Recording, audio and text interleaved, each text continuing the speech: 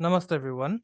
Thank you for joining in this ongoing video series where we are discussing about Rahu and Ketu in the various houses of the horoscope. So today we'll be looking at the placement of Ketu in the 10th house. Okay, but then before we go into the meat of the topic, kindly subscribe to the channel, share the content if you find it useful, and please leave behind your feedback in the comment section, as I always say. So because Ketu lacks direction in the 10th house, it will imply abandonment of responsibilities or even abdication of leadership. And such a native is usually ambivalent about anything that might infringe upon his or her perceived property rights. And these people, they regard law enforcement agencies an extension of governmental control with suspicion. And in some cases, these natives may consider themselves above the law. Okay, at best, these people may be lone wolves. At worst, they may favor anarchy, the entire absence of law and order.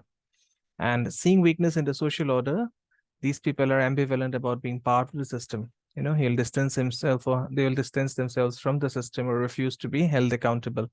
And as a result, these people will lack the attitude or disposition to govern.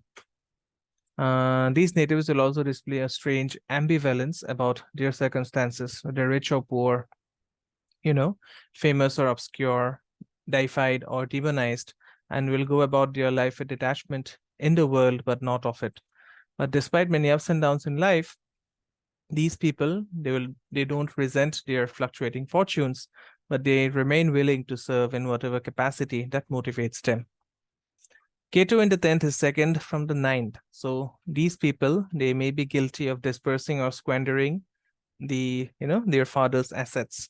And at the least, they may be free to access and utilize them without reservation or consequence. Now, Ketu in the 10th shows a conventional public career which is unsustainable, okay, because the native may be irresponsible, unkempt, or careless of proper social behavior. And even if these people attempt to assume responsibility, the enthusiasm will mainly wax and wane. And because Ketu is the headless one, so in the 10th house, it implies someone who has lost his or her head when in positions of responsibility. So this could mean losing control of emotions or having control taken away from them, with consequent loss of face and damage to the ego. And the career of these natives is often marked by setbacks and disappointments, dubious achievements of no particular merit, circumstances that rise and fall without them making any particular effort. And their public image may be ambiguous, sometimes ambitious, sometimes apathetic, more often than not sitting on the fence. And rather than making corporate or social commitments, these people prefer to function as free agents. Okay, they will always cherish their freedom, too much to work in harness. And these people might abandon corporate employment in favor of freelance work. And given the ability to see things from outside the box, these people could work as consultants for those who work within corporate structures or even the government. Okay, so Ketu in the 10th will always give a career which demands non-attachment. For example, astrologers, mystics, occultists, philosophers, psychics, etc. A materially detached perspective, which may be an asset for someone whose concerns are always essentially otherworldly.